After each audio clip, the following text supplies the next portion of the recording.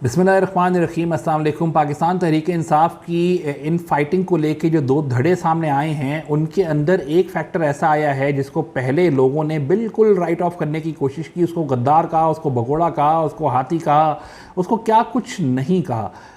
एक नई पीटीआई जो हमारे सामने है, जो इस वक्त जो पुरानी पीटीआई तमाम टॉप लीडरशिप जो है वो या तो रूपोश है या जेल में है या केसेस भुगत रही है। ऐसे में जिस नई पीटीआई ने तहरीक-ए-इंसाफ को संभाला दिया हुआ है, वो भी सवालों के निशान, सवालिया निशान उसके ऊपर भी बन गया है। और उसकी एक बहुत बड़ी वजह है, एक ऐसा फैक्टर सामने आया है, एक ऐसी शख्सियत सामने आई है जिसने आके कुछ ऐसी बातें की हैं जिसकी बातों में असर बड़ा था। और वो असर ऐसा था कि वो जो शुरू में जो गुस्सा था तहरीक-ए-इंसाफ की, जो इस वक्त करंट लीडरशिप का, वो आहिस्ता आहिस्ता मेल्ट डाउन होता गया। क्या वजह बनी और क्यों ऐसा हुआ, और साथ ही क्या अब ऐसा आगे दिख रहा है कि वही शख्सियत आगे चल के शायद तहरीक-ए-इंसाफ में वापस अपनी एंट्री करेगी और बड़ी ग्रैंड एंट्री करेगी। और आते ही उसको ना वो आके पूरी तहरीक-ए-इंसाफ की हायरार्की जो अभी चल रही है, जो करंट हायरार्की चल रही है, उसको ऊपर नीचे पलट देगी, उछाड़ पछाड़ कर देगी। वो कौन सी शख्सियत है, आज उसके बारे में आपको थोड़ी सी तफसील से बताते हैं। और ऐसी क्या चीज़ वो लेके आए हैं अपने साथ जिसकी वजह से उनके तमाम गुनाह माफ़ होते दिख रहे हैं, या फिर उनकी तमाम कोई गलतियां अगर कोई हैं तो वो भी वाइप आउट होते दिख रही हैं। और साथ ही जो है, क्या ऐसी वजह है कि जो करंट तहरीक-ए-इंसाफ के लोग हैं उनकी बातों में सिंक्रोनाइजेशन नहीं आ रही है, मिल नहीं रही है, दिख नहीं रही है। कभी कोई कुछ कहता है, एट्रीब्यूट करते हैं सब इमरान खान को, लेकिन इमरान खान खुद क्या कह रहे हैं। और ये जो धड़ेबाजी जो बन गई है, इसका हल इमरान खान ने आज अडियाला जेल में मिलने मीटिंग के बाद क्या निकाला है, उसके हवाले से कुछ तफसील से बात करते हैं। उससे पहले आपसे रिक्वेस्ट कि चैनल को सब्सक्राइब कर लीजिए, बेल आइकॉन प्रेस कर लीजिए, वीडियो आखिर तक ज़रूर देखिएगा। आपको पसंद आए तो ज़रूर अपने लोगों में, अपने जानने वालों में लाइक एंड शेयर कीजिए, और फीडबैक के लिए कमेंट सेक्शन के अंदर ज़रूर अपना फीडबैक दीजिएगा। अब ये कौन सी शख्सियत है जिसके बारे में मैं इतना आपको लंबी तमहीद बांधी है, और क्या वजह है कि वो शख्सियत बाकियों से मुख्तलिफ है तहरीक-ए-इंसाफ के पर्सपेक्टिव के हवाले से। मैं बात कर रहा हूँ former information minister Fawad Chaudhry साहब की। फवाद चौधरी साहब जो हैं, जिनको हम मैं अगर ये कहूँ कि हमारा सफ़र उनके साथ बड़ा पुराना चलता है। पहले वो मीडिया के साथ भी अटैच थे, एडवोकेट हैं, लॉयर हैं, लीगल एक्सपर्ट हैं बाय प्रोफेशन, और साथ ही तहरीक-ए-इंसाफ के अंदर भी हैं। लेकिन वो पहले फवाद भाई हुआ करते थे, फिर वो बन गए मिनिस्टर जब बने तो वो फिर फवाद भाई से मिनिस्टर साहब हो गए। और उनको शायद इस चीज़ का अंदाज़ा नहीं हुआ, लेकिन हमें दिखा, फील भी हुआ, तो वो हुआ। और फिर उसके बाद अब जब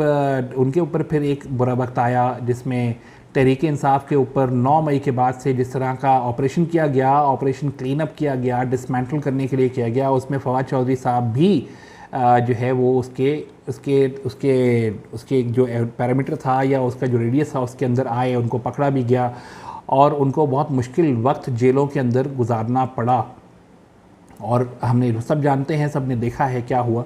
ये उन लोगों में से हैं जिन्होंने तहरीक-ए-इंसाफ के लिए अब जेल भी काट ली है और बहुत सख्तियां बर्दाश्त करके वापस आए हैं। और फिर ये उनमें से भी हैं जिन्होंने बेसिकली आके फिर ऐलान किया था कि जी वो तहरीक-ए-इंसाफ का हिस्सा नहीं है, and he is not going to be taking part in any kind of politics. But later ये देखा गया कि वो इस्तेहकाम पाकिस्तान पार्टी के साथ बैठे दिखे, इवन दो उनका उस वक्त भी जो है उनके चेहरा साफ बोल रहा था कि वो वहाँ क्या कर रहे हैं। उनको शायद खुद भी इस चीज़ की समझ नहीं है, उनका दिल अभी भी जो है वो इमरान खान और तहरीक-ए-इंसाफ के साथ है।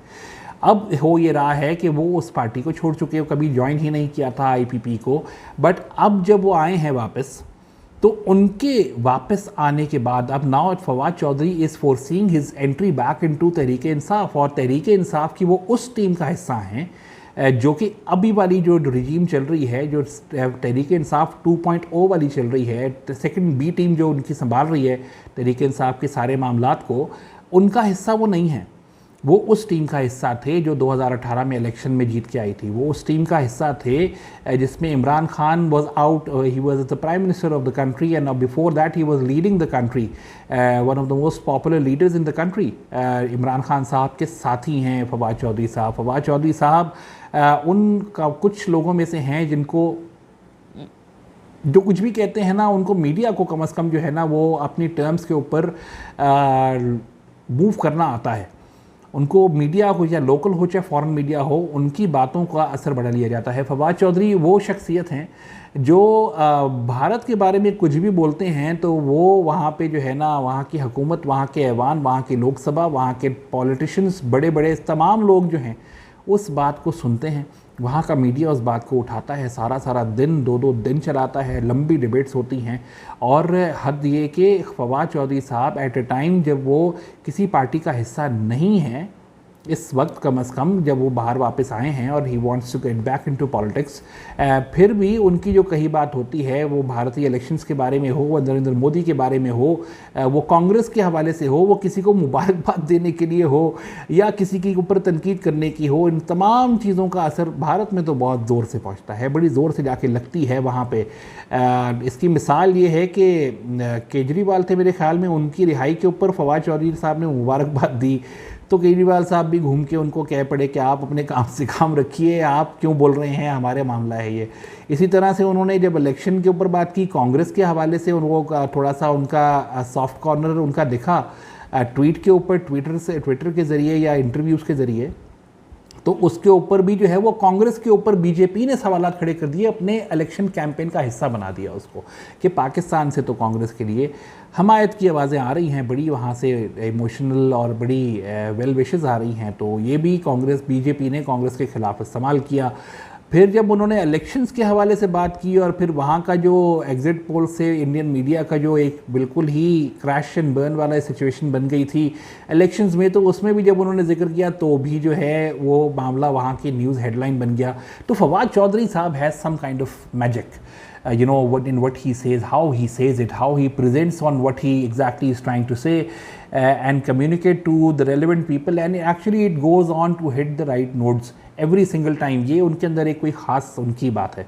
पाकिस्तान में भी जब वो बात करते हैं तो उनका लहजा, उनकी टोन, उनकी स्पीच जो है वो इसी तरह की होती है कि जिसमें काफ़ी असर होता है, लोग सुनते हैं, लोग बहुत बात करते हैं उसके ऊपर। अब फवाद चौधरी साहब जो हैं तहरीक इंसाफ के पास जब वापस आए हैं तो तहरीक इंसाफ वाले तो उनके पीछे पड़ गए शिकरे बन के, और उन्होंने उनको तो बेसिकली जो पहले जो पे किया, उन्होंने कहा ये तो भगोड़े हैं, इनको तो एजेंसियों ने भेजा है। उन्होंने कहा ये तो एजेंसियों के प्लॉटेड लोग हैं, हमारे रऊफ़ हसन साहब तहरीक इंसाफ के, और आज ही जो है वो शिबली फराज साहब भी जो है वो बड़ा बरसे गरचे, और इस तरह के और लोग भी बहुत सारे हैं। फिर वो शेर अफजल मरवत जो कि अब पता नहीं तहरीक इंसाफ के साथ हैं या किसके साथ हैं,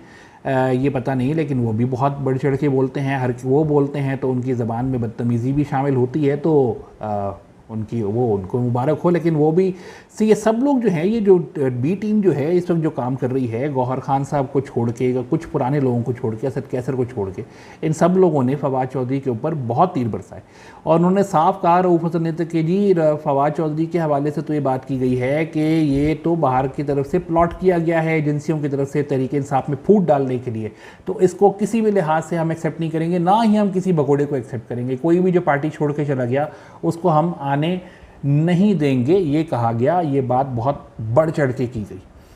लेकिन फवाद चौधरी साहब ने कुछ ऐसी बातें की जो कि again they were hitting those pointers जो एक तीर से दो शिकार कर रहे थे। एक वो इमरान खान की रिहाई के हवाले से बात हो रही थी, और दूसरा उनकी बातों के अंदर ये था कि जो अभी जो बैठे हैं ये वो काम क्यों नहीं कर सकते या क्यों नहीं कर पा रहे, उसकी वजह भी उन्होंने बता दी। फवाद चौधरी साहब ने पहला नैरेटिव बिल्ड किया कि ये लोग जो बैठी है बी टीम पीटीआई की, ये तो चाहती ही नहीं है कि इमरान खान साहब बाहर आएँ, क्योंकि इमरान खान साहब बाहर आए तो फिर ये क्या रह जाएंगे, इनको तो कोई नहीं पूछेगा। जब खान साहब बाहर होते हैं तो फिर बाकी को कौन सुनता है, कोई नहीं सुनता, तो इनको तो बिल्कुल भी कोई नहीं सुनेगा। तो इनकी जितनी भी दुकानदारी चल रही है अभी ये सब बंद हो जाएगी। पहली बात उन्होंने जो की वो ये की। दूसरी बात ये की कि जी ये जो सारे फवाद चौधरी के ख़िलाफ़ छड़े हैं वो इसलिए शुरू हो रहे हैं क्योंकि उनको पता है कि इमरान खान साहब जो है, अगर इमरान खान साहब आएंगे बाहर तो वो सबसे पहला काम जो करेंगे वो अपने पुराने साथी, ख़ास तौर पे फवाद चौधरी, जिन्होंने बकौल फवाद चौधरी के उन्होंने सख्तियाँ बर्दाश्त की हैं, उन्होंने मारें बर्दाश्त की हैं, तहरीक इंसाफ के लिए, इमरान खान के लिए बर्दाश्त की हैं, तो उनको इस चीज़ का रिगार्ड वो ज़रूर देंगे। और ना उनको कभी भी वो इमरान खान साहब ये नहीं करेंगे कि फवाद चौधरी से कहें कि वो नहीं आ सकते पार्टी के अंदर, उनका ये यकीन है फवाद चौधरी साहब का। तीसरी बात उन्होंने ये कहा कि ये जिस तरीके से गौहर खान साहब या फिर उमर अयूब साहब या फिर जो है ये शेर अफजल मरवत हो गए या फिर ये शिबली फराज हो गए, ये तमाम लोग जिस तरीके से ये सारे काम कर रहे हैं या जिस तरीके से ये पार्लियामेंट में जाके बैठे हुए हैं और वहाँ पे जाके ये सिर्फ चीख चढ़ापा करके आ जाते हैं वापस, तो ऐसे में तो उन्होंने कहा कि ये अभी क्या, ये तो 2 साल गुजार देंगे, ये इमरान खान साहब ऐसे तो बाहर नहीं आ सकते, इनके पास कोई प्लानिंग ही नहीं है, इनको वो बात करना ही नहीं आती, इनके अंदर वो कॉम्पिटेंसी ही नहीं है। उन्होंने गौहर खान साहब का भी कहा कि शख्सियत तो अच्छे हैं, नफीस आदमी है, लेकिन he does not have the capability of running the party. Secondly ये शिबली फराज के बारे में कहा कि जी वो भी होंगे अच्छे, लेकिन again he is not competent. Umar Ayub साहब के बारे में भी उन्होंने इसी तरह की ही बात की और उन्होंने कहा कि देखिए इमरान खान साहब को बाहर निकालना है तो सबसे पहले एक अलायंस फॉर्म करनी है, आपको सबसे पहले अपना होमवर्क करके, अपनी स्ट्रेंथ इकट्ठी करके, अपनी एक अपोजिशन अलायंस तैयार करके और तब आपने जलसे करने हैं और उसके बाद आपने हुकूमत से बात करनी है कि भाई ये देख लो कि अब भाई अगर आप इमरान खान साहब की तरफ जो है वो नज़रसानी नहीं करेंगे उनकी रिहाई के हवाले से, तो फिर देयर विल बी कॉन्सिक्वेंसेज और वो कॉन्सिक्वेंसेज पहले आपके ऑलरेडी एक मसल शो के ज़रिए उनको दिखने चाहिए, उसके लिए आपको अलायंस फॉर्म करना है। ये पॉइंट ऑफ व्यू, ये जो बात फवाद चौधरी साहब लेके आए हैं, this is something that has actually hit the right notes. और यही वजह बन गई है कि फवाद चौधरी के हवाले से अब खान साहब ने भी मना कर दिया है कि भाई कोई ख़ास कमेंट्स नहीं करेगा, कोई कुछ नहीं बोलेगा। और साथ ही ये भी उन्होंने कहा है कि कमेटी बनाओ, उस कमेटी के ज़रिए जिन लोगों ने वापस पार्टी के अंदर आना है उनके वो कमेटी उनका फ़ैसला करेगी और फिर वो रिकमेंडेशंस लाके मुझे देगी ताकि मैं उसका डिसीजन लूँगा। और फवाद चौधरी साहब का ये मानना है, यकीन है उनका कि इफ़ इमरान खान साहब comes out then all of this team will be washed away and all of his loyalists which includes him Fawad Chaudhry as well, वो वापस आएंगे, एक ऐसे करके आएंगे। वो तो कहते हैं जब इमरान खान साहब बाहर आ जाएं तो मसले का तो हल सारा ही ख़त्म हो जाएगा। इन लोगों से कौन बात करता है? इमरान खान साहब कभी भी नहीं चाहेंगे कि फवाद चौधरी जैसा बंदा उनको छोड़ के जाए। एक तो वजह उनकी ये बनी, तो इसलिए it is likely now it seems more probable कि फवाद चौधरी साहब ने, जिन लोगों ने उनके ऊपर हमले किए, इन्होंने 2-3 जो है ना तीर मारे और उससे वो सब के सब चित हो गए, सब के सब को जो है ना इन्होंने हेडशॉट मारा और ऐसा कर दिया कि वो बेचारे, उनके पास ना इधर के हैं ना उधर के हैं। अब वो सिर्फ हाथ अडियाला जेल के बाहर ऐसे खड़े करके बता सकते हैं कि हाँ हम सब एक हैं, और वो ऐसे नहीं करते, ऐसे करके वो सारे खड़े हो गए थे। तो वैसे उन्होंने कहा कि ये सिम्बॉलिकली दिखाने के लिए कि हाँ हम सब एक हैं, हम बिल्कुल भी कोई धड़ेबाजी नहीं है, कुछ नहीं है, जबकि धड़ेबाजी तो है। इमरान खान साहब की रिहाई को लेकर अली मोहम्मद खान, शहरियार आफरीदी, शानदाना गुलजार, ये जो पुराने साथी हैं, वो ए टीम के तहरीक इंसाफ के मेंबर्स हैं, उनके जो जज्बात हैं वो बाकी पार्टी के साथ नहीं जाते। और यही वजह है कि ये जो बी टीम है इस पर जो गौहर खान साहब, उमर अयूब साहब, शिबली फराज साहब, ये तमाम जो हैं, अब इंक्लूडिंग रऊफ़ हसन साहब एज़ वेल, जिनका फवाद चौधरी कहते हैं भाई ये तो तनख्वाह पे काम करता है। तो तनख्वाह पे कौन काम करता है पार्टी के अंदर? मतलब सेक्रेटरी इन्फॉर्मेशन बन के पहली दफ़ा उन्होंने कहा मैं सुन रहा हूँ कि कोई तनख्वाह लेता है और तनख्वाह लेके तहरीक इंसाफ से, तहरीक इंसाफ में जॉब कर रहा है वो, तो उसको इससे बेहतर ऑफ़र मिलेगी, वो कहीं और चला जाएगा। उसकी लॉयल्टी तो फिर तहरीक इंसाफ के साथ नहीं है अगर वो उनसे पैसे लेके काम कर रहा है। इस तरह की बात भी उन्होंने की। ये तमाम वो चीज़ें हैं which have not been negated and at the same time, यानी कि निगेटेड से मतलब है कि उन बाकियों ने निगेट नहीं किया, लेकिन एट द सेम टाइम दे इन सारी बातों ने, जिनमें असर बहुत था, जैसे मैंने कहा ना, it was coming out from a person जिसकी बात में वज़न बड़ा है, या कम से कम उनकी बात को सुना बड़ा जाता है। पाकिस्तान के अंदर या बाहर कहीं पे भी हो, उनकी बात की वैल्यू बड़ी है और उनकी बात की स्ट्रेंथ भी बड़ी है। फिर उनका वोट बैंक भी बड़ा स्ट्रॉन्ग है, उनका जहाँ से वो जिस हल्के से आते हैं वो उनका हल्का भी बड़ा स्ट्रॉन्ग है, उनका बड़ा स्ट्रॉन्ग होल्ड है इस मामले में। As an information minister his performance was excellent, क्योंकि उन्होंने एक दफ़ा एक इंडियन चैनल को इंटरव्यू दिया था और जब वो इंटरव्यू मैंने कंडक्ट करवाया था, तो बेसिकली जब वो इंटरव्यू ख़त्म हुआ था तो मेरी जब वहाँ पे उस चैनल से बात हुई तो उनकी फॉरेन अफेयर्स एडिटर जो है, शी वाज शॉक्ड,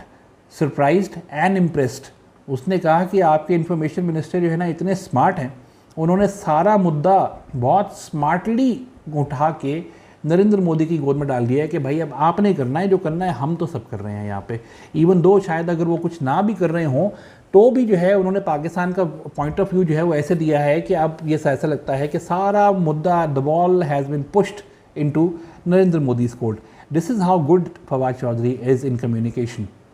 इसीलिए मेरा ये मानना है कि Fawad Chaudhry factor has played a very important role in Tehreek Insaf. It is going to be the first step moving forward to bring back the old guns, जिन्होंने पहले वो 2018 की हुकूमत में इमरान खान का साथ दिया था, उसके बाद 9 मई के बाद इमरान खान का साथ नहीं छोड़ा था, उनके लिए सख्तियाँ बर्दाश्त की, और going forward as a political party जो है वो वापस उन लोगों को लाना जो ना सिर्फ जो है there are stronger voices as political voices and they are also very strong candidates to win elections as well. उन लोगों की टीम को इकट्ठा करने का मामला जो है वो अब आहिस्ता आहिस्ता खुलना शुरू होगा, और ये जो बाकी जो हैं सारे ये आहिस्ता आहिस्ता छटना शुरू कर देंगे, क्योंकि no matter what they do they can't ignore two things. 1 is a vote bank, 2 is people support, and 3 is support for Imran Khan's release, you know, as a primary agenda. और उसका होमवर्क, उसका buildup किस तरीके से हो. All of these things are something that Fawad Chaudhry has brought with him, और यही वजह बनी है कि उन्होंने बाकी जो उनके जितने भी सारे खिलाफ लोग थे जो आज भी बोल रहे हैं, उन सब की जो है ना उनकी गिग्गियाँ उन्होंने बंद कर दी हैं. And they forced him to reconsider कि वो जो बोल रहे हैं उसके ऊपर भी वो नज़रसानी करें, और साथ ही कमेटी के ज़रिए या कोई ऐसा रसा ढूंढें जिससे फवाद चौधरी जैसी शख्सियत वापस तहरीक इंसाफ में अपनी एंट्री कर सके. So I believe for Tehreek Insaf the Fawad Chaudhary factor, for Imran Khan, PTI and the Fawad Chaudhary factor, ये अगर इन तीनों के लिए जो है वो बड़ा, इन तीन मुख्तलिफ जो है ना आइडियाज़ को जॉइन इन करने के लिए, एक करने के लिए, the Fawad Chaudhary factor has played a very strong role, and that has been played by only one man against many. All of PTI that is currently in the leadership, ये तमाम लोग जो अभी संभाल रहे हैं PTI को, इनके मुकाबले में फवाद चौधरी अकेले थे. लेकिन उनकी जो गन्स थी वो ब्लेज कर रही थी, और he came in blazing and he did not stop and ultimately forced everybody to retreat. अब ये सीज़ फायर हो चुका है, और ये सीज़ फायर जो है ultimately it is highly likely that it is going to end up in the success story of the return of the Fawad Chaudhry formula and the Fawad Chaudhry narrative. बहुत शुक्रिया.